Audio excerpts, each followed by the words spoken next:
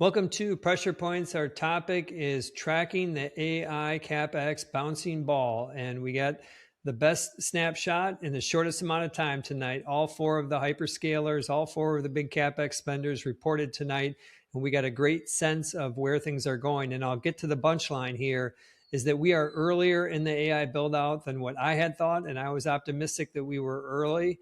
And we heard from three of the four a meaningful step up in Capex, even though the expectations were expecting a small or at best a modest step up going into tonight. So what's the key takeaway here is that we are still early in this AI build out, as evidenced by these companies continuing to see the long-term benefit around this and raising numbers to what has been very hard numbers to get our heads around over the past couple of years, and they just continue to get bigger and bigger. Again, the takeaway is that we are early in AI.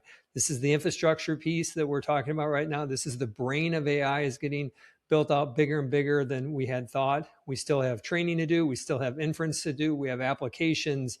None of that has started. And so this is the first part of all this. And this is why I still continue to believe we're in the second inning of how transformative AI is going to be to these companies. And I think it will last for 5 to 10 years. We're still that early. So now I'm going to jump into some of the specifics. As I mentioned, 3 of the 4 had step ups in CapEx. And I'm going to start with the one that is trading off on that CapEx number. That, of course, Meta. They had strong results, guided up for the June quarter, and shares are down 7% on a higher CapEx number. If you take the high end of their CapEx range for the full year, it implies 93% growth. That compares to previously 73%. So meaningful step up. I was surprised that they gave a 26 number this early in the year, but I think it kind of speaks to they really want to communicate what's going on and their confidence around where this is all going. The reason why I think the stock traded off is Meta is different than what we have seen from Google and Microsoft and Amazon. They have those cloud businesses. So when they invest in CapEx, investors' reaction tends to be more neutral to positive. But Meta, of course, has been stung by this CapEx B before. We saw that last September quarter when they gave a higher CapEx number, and we're seeing it again tonight. One mystery to me around this is Meta has shown that they can accelerate revenue on higher CapEx. And if we rewind to March of 26, they grew their advertising business at 16%. They just grew it at 33% in the March quarter. They guided to 28% in the June quarter. I think they've earned their right to show that their CapEx does yield higher revenue growth, and they're showing a return on that investment. But because they don't have that direct cloud business, investors are having a hard time giving them credit for that. But that's Microsoft.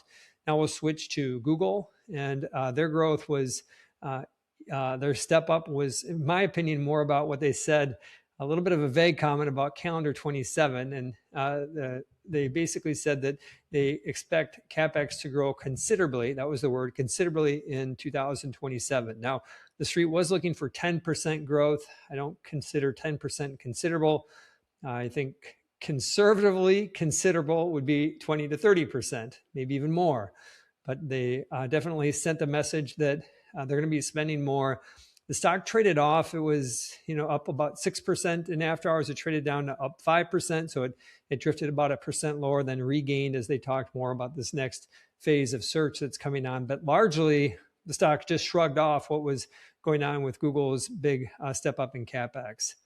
Microsoft talked about for the June quarter, CapEx being above $40 billion. Previously, the street was at above 30. When you start to, if you assume this kind of a growth rate and an additional 10 billion per quarter for the balance of calendar 26, you effectively get to a 74% growth in CapEx for Microsoft. Now, previously the street was at 39%.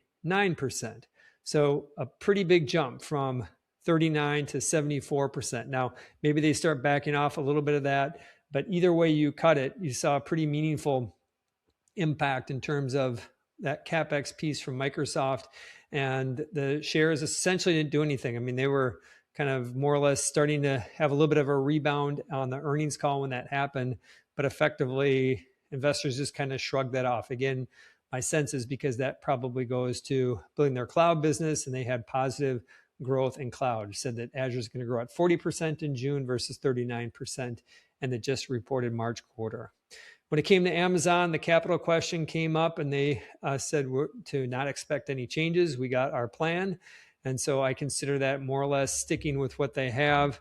Amazon, the street is looking for 50% growth in calendar 26 for Capex. So as we kind of put this together, we've got Google for this year. It's probably going to shake out at over 100% growth. The street's officially at 92%, but next year is going to go up, I think, meaningfully higher. We have Microsoft at, call it 75%. Previously, the street was at 39%.